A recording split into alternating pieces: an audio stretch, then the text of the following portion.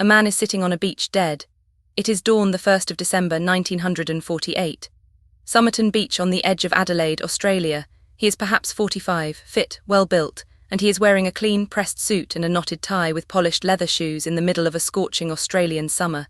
His head rests back against the stone seawall as if he had simply closed his eyes.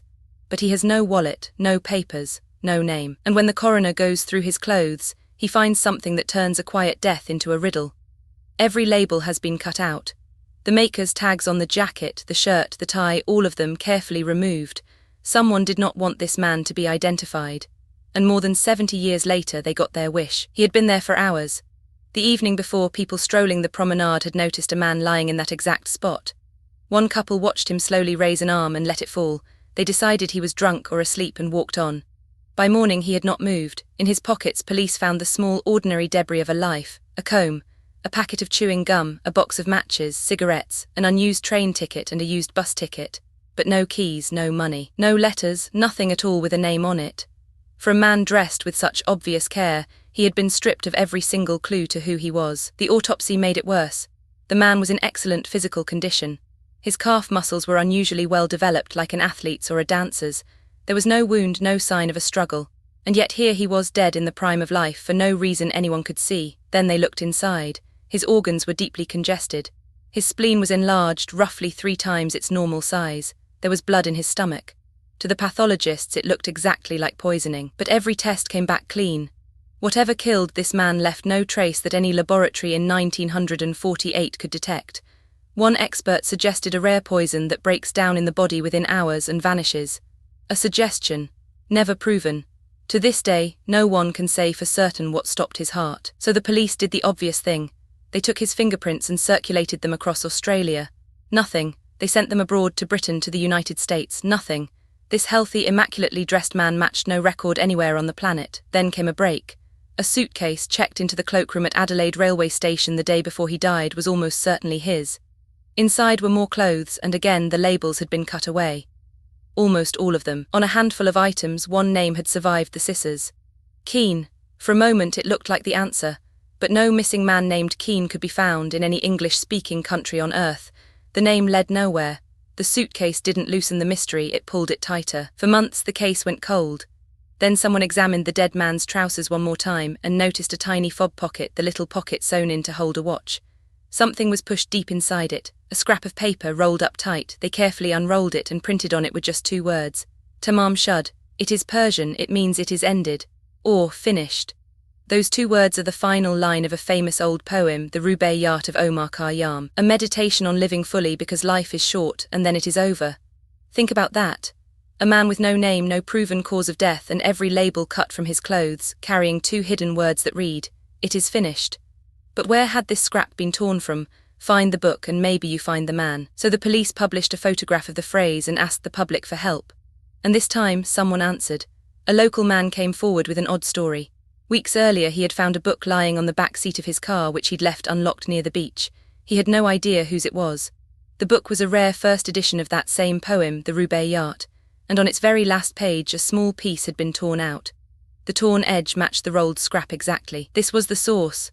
But it was what they found written on the back of that book that lifted a sad death into one of the strangest mysteries of the century.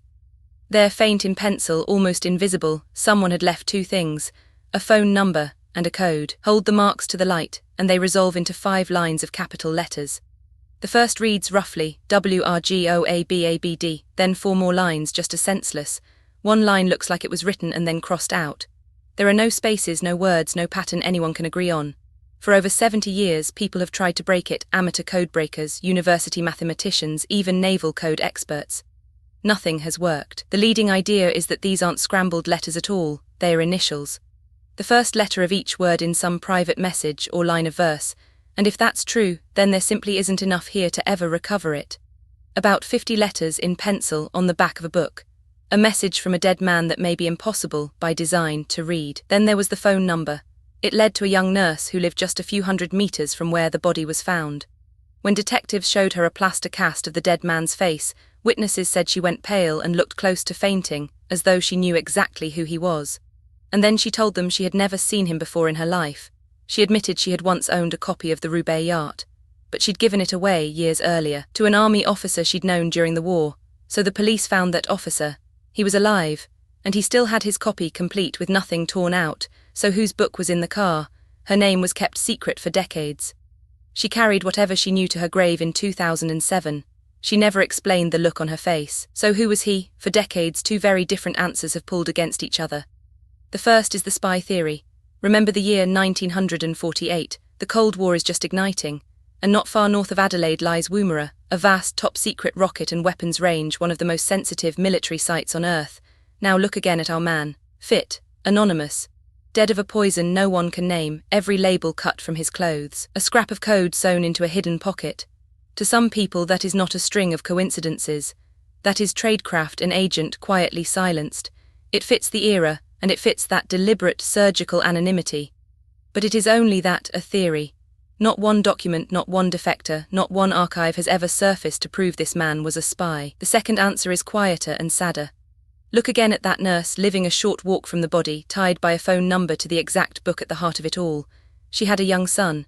And that boy, some later pointed out, shared two very rare physical features with the dead man, an unusual fold in the ear and a set of teeth that simply never grew in. To have both, by chance, is uncommon. It raised a haunting possibility.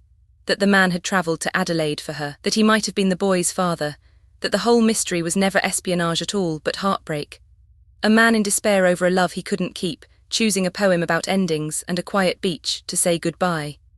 The nurse, to the end of her life, never confirmed a word of it. For over 70 years that was where it rested.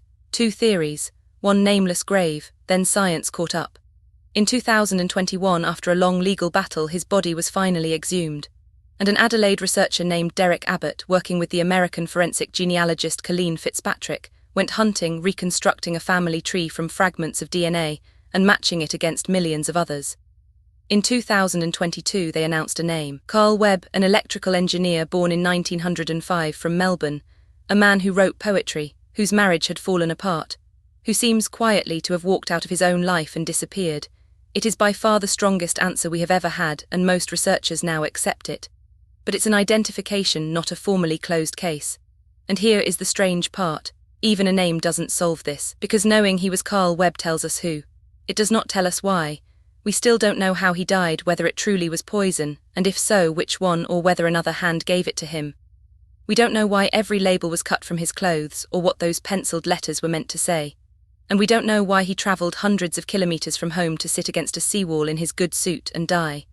The code has never been broken. It may never be. A man arranged his final hours so that we would find one scrap of paper, hidden against his body, that reads simply, "It is ended." Maybe it was a confession. Maybe a goodbye. Maybe a tired man's private joke aimed at whoever finally came looking. So what do you think he was trying to tell us? Tell me in the comments, and I'll see you in the next unsolved case.